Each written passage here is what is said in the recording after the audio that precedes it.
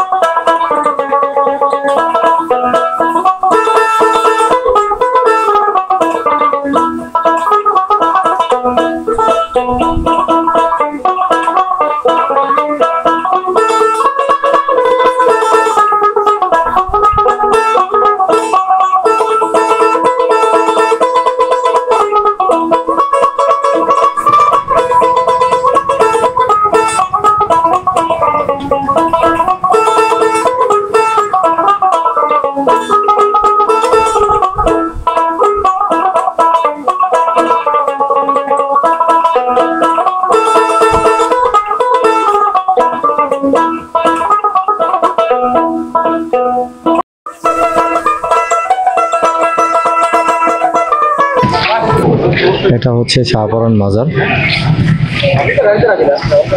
এখন আমরা শাহপরান মাজারে আছি, ভিতরে প্রবেশ করব।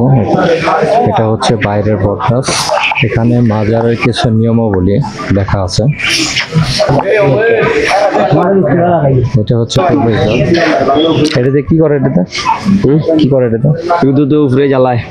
একটু দেখি উপরে উপরে জ্বালানোর জন্য তো আছে উপরে। আপনার সিঁড়িতে উপরে উঠতেছে। এটা হচ্ছে বট গাছের গোড়া।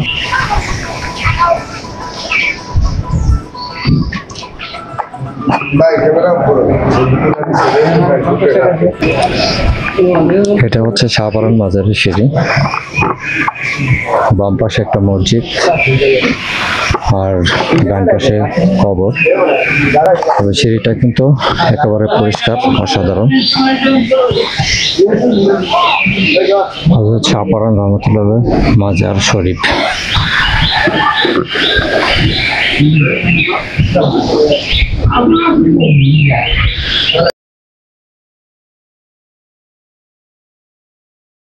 এখানেই সাহিত্য আছে হযরত শাহপরান রহমতুল্লাহ আলাইহ।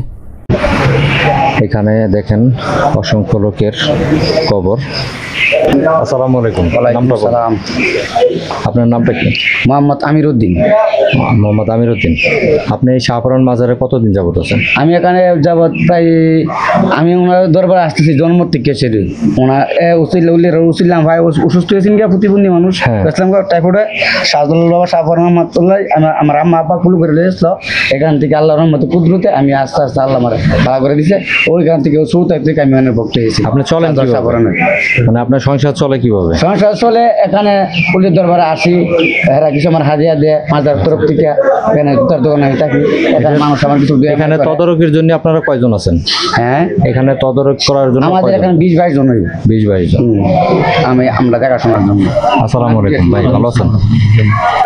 আপনার নাম কি? আমার নাম মোহাম্মদ সিরাজুল। আপনি এখানে কতদিন যাবত আছেন? আমার জন্মস্থানীয় এখানে। জন্মস্থান এখানে? জি। মানে এখানে আপনার খেদমতের দায়িত্ব আছে নাকি? জি। যাকে এখানে একটা জিনিস ভালো লাগলো যে এখানে কিছু নির্দেশনা লেখা আছে। জি জি। আসলে সব মাজারে এগুলা লেখা থাকে না, তবে এই লেখাগুলা এখন মোটামুটি একটু মনে হয় যে আপনার পরিবেশটা ভালো হয়েছে। কারণ আমি এর আগে আসছিলাম, তখনকার পরিবেশ আর আজকের পরিবেশ অনেক ব্যবধান দেখতে। যদি গান বাজনা নিষিদ্ধ করা হয়েছে, গাঁজা ওগুলা নিষিদ্ধ করা হয়েছে, এখানে গান বাজনা হয় না, ওখানে তফসির হয়, বুঝছেন, কোরআন তেলাওয়াত হয়। আচ্ছা, এটা ভালো কাজ। জি। বাবাজি, আপনার কি অবস্থা? ভালো আছি আমি, আলহামদুলিল্লাহ। এখানে আপনি কতদিন যাবত আছেন? আমি এখানে অনেক বছর ধরে। অনেক বছর। আপনার গ্রামের বাড়ি কোন জায়গা? সাববাড়ি, খানগুড়া। হ্যাঁ, খানগুড়া সাববাড়ি। জেলার নাম বলেন। নাসিরনগর। জেলার নাম জেলা তো বামুনবাড়ি, বিবাড়িয়া। ব্রাহ্মণবাড়িয়া। আচ্ছা, এখানে একাই থাকেন না পরিবার নিয়ে? একা থাকি। পরিবার নাই? না, বিয়ে শাদী করেন নাই? বিয়ে শাদী করছি, আছে বাচ্চা। ও, মানে পরিবার বাড়িতে না? বাড়িতে থাকায় আমি এখানে থাকি। ও, এখানে আপনি কি করেন? এখানেও থাকি, আমার মাজারে থাকি, আল্লাহ রসুলের নাম লই। হ্যাঁ, মাজারের এইটা কি? এটা ও বাবার গাছের রাত, ডাইনা গাছ। আচ্ছা, এগুলো কি বিক্রি করেন? না না, ওষুধের কাজে লাগে। আমরা যারা এগুলো কি বিক্রি করেন? না, যারা লাগে মানে তারা দিয়ে আমরা দিচ্ছি। আচ্ছা আচ্ছা, ঠিক আছে, ভালো থাকবেন। না, শাহজালাল মাজার ও শাহপরান মাজার ভ্রমণ শেষে আমরা যাচ্ছি জাফলনের প্রকৃত সৌন্দর্য দেখার জন্য। আমরা দেখব এবং আপনাদেরকেও দেখাবো জাফলনের আসলে রূপটা কেমন।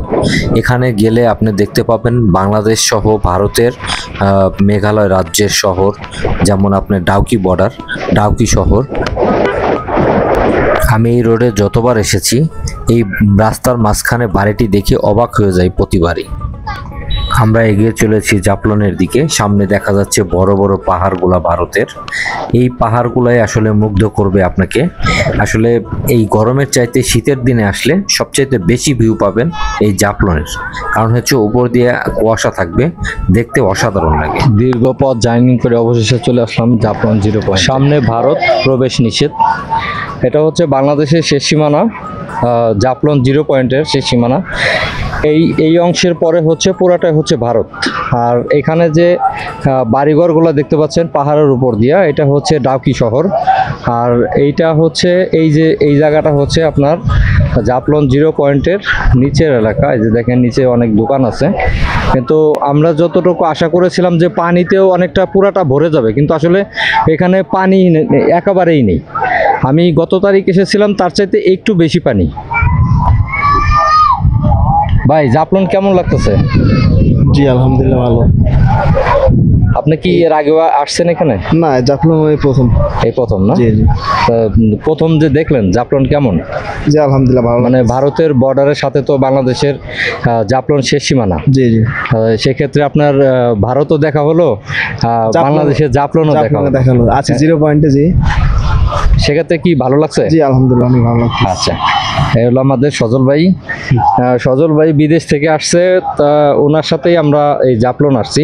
সজল ভাই, জাফলন কেমন লাগছে আপনার কাছে? আলহামদুলিল্লাহ অনেক সুন্দর। অনেক সুন্দর না? অনেক সুন্দর। আপনি তো আগেও আসছেন জাফলন, আমি জানি। জি, আসছিলাম 14-15 বছর আগে। 14-15 বছর আগে। তো 14-15 বছর আগে কি এই যে সিঁড়িগুলা কি ছিল তখন? না না না, তো অনেক সিঁড়িগুলো ছিল না। আচ্ছা, তখন হলো ওই বাজারে আসতে হইতো, তাই না? হ্যাঁ, ওই বাজার আসতো। ওইখান থেকে নৌকা বা ট্রলারে চড়ে এখানে আসা লাগতো, তাই না? জি, হ্যাঁ। আমরাও আগে এইভাবেই আসছি।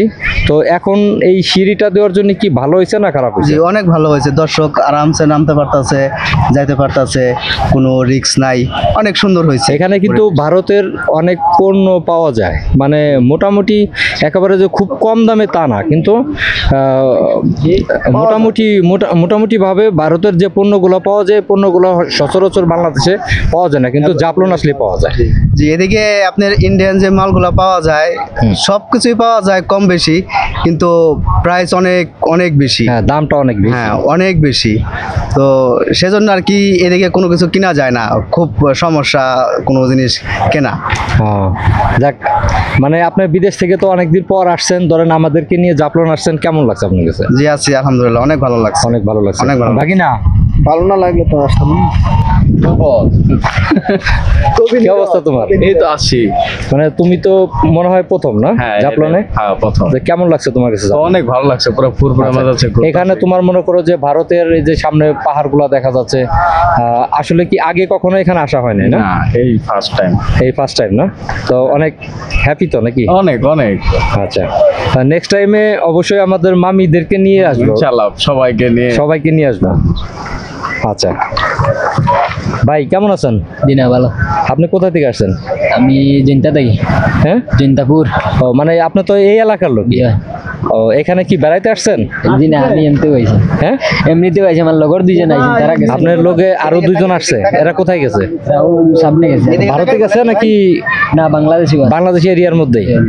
তো এখানে তো মানে মাঝে মধ্যে আসেন না? জি, আমি মাঝে মধ্যে আসি। মাঝে মধ্যে আসেন। কেমন লাগে এখানে? জি না, ভালো লাগে। আমরা তো অনেক দূর থেকে আপনাদের এলাকায় আসছি, জি মানে ওই হিসাবে কি আমাদের সম্পর্কে কিছু বলবেন না? জি না, আর আমি আর কিছু বলিলাম না। হ্যাঁ, আমি আর কিছু বলি- আপনার কিছু বলার নাই? জি না, মানে আপনাদের এলাকায় যে দূরে থেকে পর্যটক আসুক, এটা আপনারা চান না? চাই চাই হরি তো মনে করো কাইছি না আপনারা। চান নাকি? জি, আচ্ছা, তো কি নাম আপনার? আমার নাম জীবান। বুঝি নাই। জীবান জীবান। জীবান। জি, ও কোন ধর্মের? মুসলিম। মুসলিম ধর্ম। জি, ও আচ্ছা, ঠিক আছে। তো নিচে অনেকগুলা নৌকা পড়ে আছে পরিত্যক্তভাবে, এগুলো হয়তো সম্ভবত আগে চলতো, এখন আর চলে না। আর এখানে পানি আছে, আমরা এই পাশ দিয়ে নিচে নামবো, নিচে নেমে নিচের অবস্থানগুলো দেখাবো। এখানে আমরা যে এই ভারতের শুরু আর বাংলাদেশের শেষ সীমানায় আসছি, অবশ্যই এখানকার পরিস্থিতি আগের চাইতে মোটামুটি ভালো, তবে এখন বেড়ানোর চাইতে সম্ভবত শীতকালে বেড়ালে সবচাইতে বেশি ভালো হয়। কারণ হচ্ছে শীতের দিনে এতটা গরম পড়ে না, এখন যে পরিমাণ গরম আছে, গরমের জন্য অনেকেই যে পর্যটকরা এখানে আসার পরে হচ্ছে তারা আর এখানে বেরোতে পারে না, একমাত্র বিকাল ছাড়া এখানে বেরোনো সম্ভব না। আমরা এখন একটু ভারতের অংশে ঢুকেছি, এখানে জঙ্গলের ভিতর দিয়ে ভিতরে যাইতেছি। আসলে জানি না যে ভিতরে কি আছে, তবে একটা বিষয় যে এখান দিয়ে অনেকে আপনারা জানেন যে এখান দিয়ে ভারত থেকে বাংলাদেশে চোরাই মাল ঢুকে। তো আমরা যদি আমাদের চোখে পড়ে আমরা চেষ্টা করব আপনাদেরকে দেখানোর জন্য।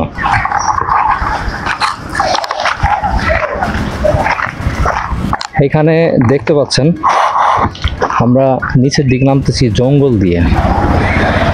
এখানকার পরিবেশ আসলে আমাদের কাছে অচেনা। সামনে কি বেশি লোকজন সজল ভাই? এখানে আমরা নিচের দিকে নামতেছি, যদি কোনো কিছু তথ্য থাকে তাহলে আমরা দেখাবো, নাহলে আমরা দেখাবো। এখানে অনেকগুলো লোক দাঁড়িয়ে আছে, আমরা এখন ক্যামেরাটা বন্ধ করব। ঘোড়া তার মনের আনন্দে ঘাস খাচ্ছে। জাবলন অনেকবার এসেছি, এমন দৃশ্য দেখিনি আগে।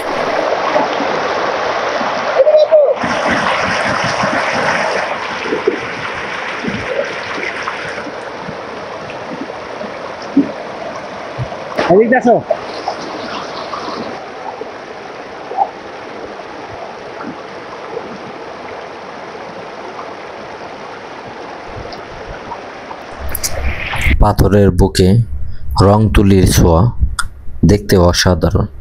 জাফলং ট্যুর। আসলে পাথরের বুকে এমন দৃশ্য কেবলমাত্র জাফলং আসলেই দেখা যায়, যে এখানকার আর্টিস্টরা বিভিন্ন রঙে সাজাচ্ছে তাদের পাথরগুলা। যারা ভ্রমণে আসছে এখানে, তারা সবাই, অনেকে দেখা যাচ্ছে এগুলা কিনে নিয়ে যায় তার স্মৃতি হিসাবে।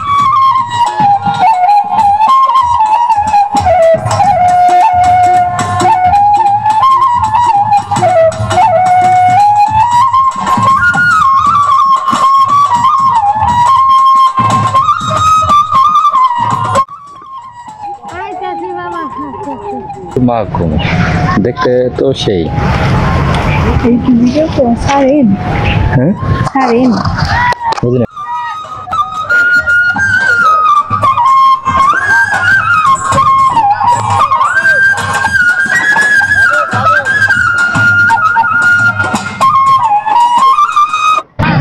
আসসালামু আলাইকুম।